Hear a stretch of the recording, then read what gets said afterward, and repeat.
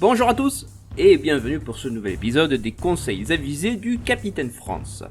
Aujourd'hui ce ne sera pas une grosse vidéo car nous traiterons vraiment d'un coup de pied dans un domaine très particulier qui est le chassé-bas.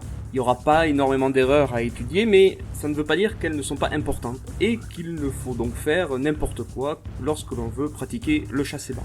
Revenons un petit peu d'abord aux fondamentaux. Le chassé-bas, à quoi sert cette technique? Eh bien, c'est un excellent coup d'arrêt qui vise à empêcher l'adversaire de rentrer sur soi lorsque, par exemple, il veut venir pour rentrer sur une série de coups de poing ou carrément s'il cherche à rentrer sur un coup de lutte.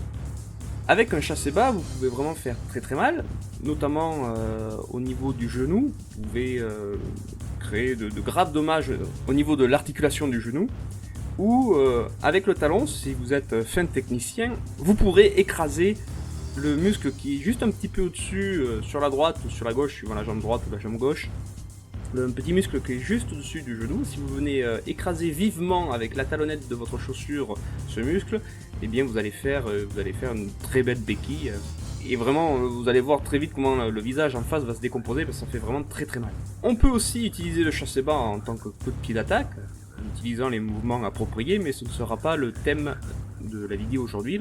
On va voir vraiment le chassé-bas de pied ferme pour bloquer une personne qui veut rentrer dans notre zone, on va dire, à risque.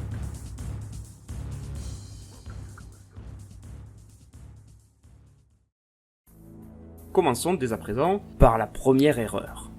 Alors, cette première erreur, elle ne vient pas du fait d'armer la jambe, l'armer il y est, mais il vient en fait d'une certaine négligence, d'une paresse technique, et que je retrouve énormément dans d'autres sports de combat, parce que la jambe ne monte pas haut. Souvent les boxeurs ou les pratiquants d'arts martiaux ne font pas l'effort de placer les hanches comme il faut et donc de placer le bon pivot sur la jambe d'appui pour placer le chassé-bas. Et donc du coup on se retrouve avec une posture un peu bancale qui, je veux dire, ça n'a pas l'air si mortel que ça, mais en fait il y a quand même un souci de biomécanique, le corps n'est pas aligné comme il faut, et en plus de ça, vous diminuez la portée de votre attaque, tout simplement en ne l'utilisant pas à son plein potentiel de déploiement. Rappelons quand même que les fondamentaux de la boxe française et de la savate, c'est de frapper le plus loin possible, justement pour éviter que votre adversaire puisse rentrer sur un jeu au point agressif, ou carrément sur un coup de lutte. Un coup de lutte où lorsque l'on est projeté au sol, ça fait pas du bien. Donc il faut éviter que ça arrive, et pour ça on va utiliser le chassé-bas pour venir meurtrir littéralement les cuisses ou les muscles juste au-dessus du genou, ou littéralement le genou lui-même, les rotules, pour mystifier son adversaire, l'empêcher de se déplacer comme il souhaite, lui créer une sorte de peur, et cette peur va nous permettre de nous protéger et de pouvoir reprendre l'initiative du combat ou de l'assaut. Il faut vraiment tâcher de placer le corps comme il faut. Et vous verrez sur la méthode Charlemont que je cherche véritablement à frapper le plus loin possible de ce que je peux. Alors après il y a des petites techniques. Bon, ça je rentrerai pas trop dans le détail non plus parce que c'est sujet à être ça pourrait être une très bonne vidéo de conseils à viser. Mais en gros, on place les hanches comme il faut, que ce soit en pivotant sur le talon ou sur la pointe de pied, et on place son corps comme il faut. Sachant que si votre pied n'est mal placé et que vous avez placé votre poids sur le talon de la jambe d'appui, vous risquez d'être ébranlé dans votre équilibre et vous pourriez tomber en arrière. Donc pour cette première erreur, je disais, même si vous armez bien votre arme, votre chassé, que vous montez le genou et que vous détendez la jambe et qu'elle frappe en étant à son maximum de déploiement, ne négligez pas le passage de la hanche, le pivot sur la jambe d'appui pour venir placer votre corps totalement de profil dans un alignement bras, torse, jambes. Et comme vous pouvez le voir sur les images, il faut vraiment que la jambe soit alignée. Vous voyez là, sur la combinaison, c'est ce que j'aime bien avec ce type de vêtements, même si au niveau je reconnais tout à fait que c'est pas vendeur comme vêtement pour la pratique, mais en termes de pédago, on peut voir très bien que la ligne rouge est parfaitement alignée, et là je sais que mon corps est à peu près bien mis.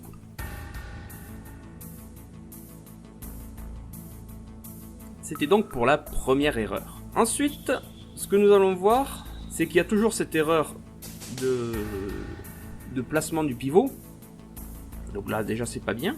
Mais en plus de ça, le coup est pas du tout armé, c'est un petit battement de la jambe là, en fait il manque de conviction. Je vous en avais parlé déjà pour le coup de pied bas, mais la conviction d'une frappe, c'est quand même très important. Si vous n'êtes pas convaincu de votre attaque et que vous le faites en dilettante, vous le faites pour le faire, et c'est ce que je retrouve souvent quand on est dans une approche à l'assaut, à la touche, où au final il n'y a pas cet esprit de vouloir faire mal.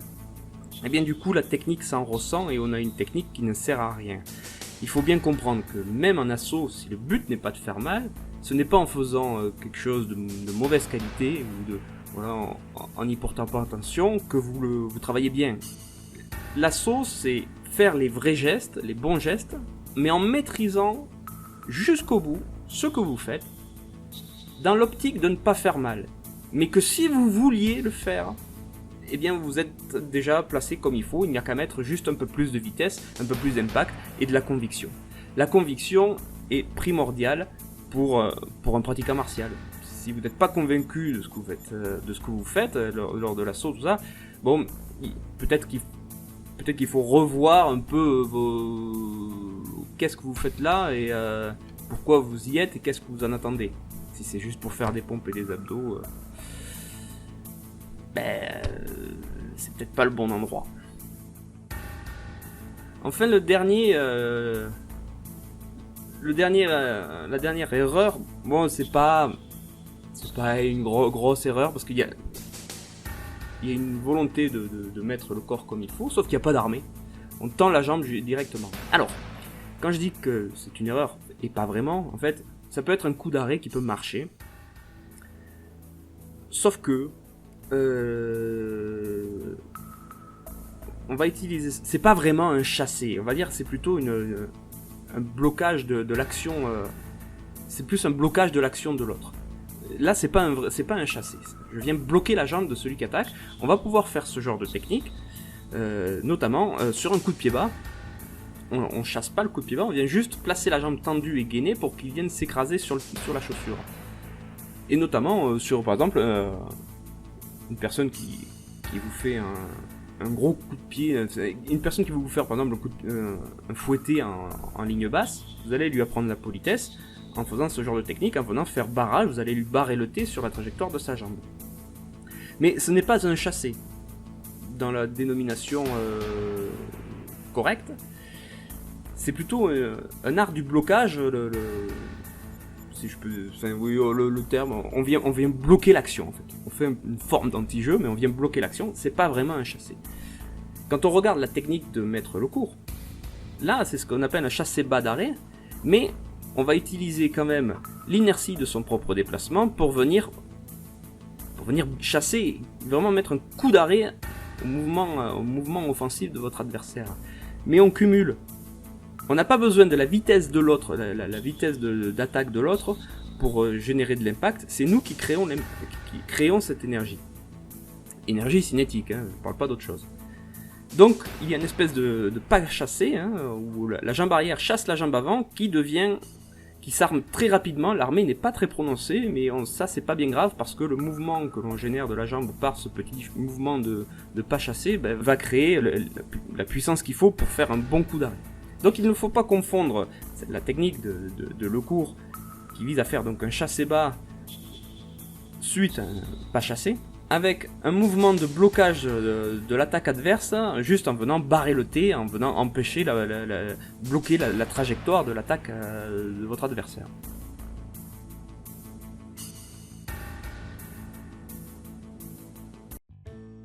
C'est tout pour aujourd'hui, comme je vous l'avais dit, il n'y a pas grand chose à dire non plus, hein. Il n'y a pas enfin, on va dire, l'idée m'est pas venue des idées d'erreurs flagrantes sur le chassé bas, mais n'hésitez pas, par exemple, si vous avez d'autres idées à ce niveau-là, parce que moi je peux pas tout avoir en tête, mais si vous avez des idées d'erreurs que l'on peut faire sur un chassé bas pour placer un coup d'arrêt, n'hésitez pas à me contacter et à m'envoyer une petite vidéo ou à m'expliquer très clairement à quoi vous pensez, et je pourrais toujours faire une petite vidéo complémentaire à celle-ci, histoire de montrer comment ne pas faire cette erreur et comment rectifier au niveau technique.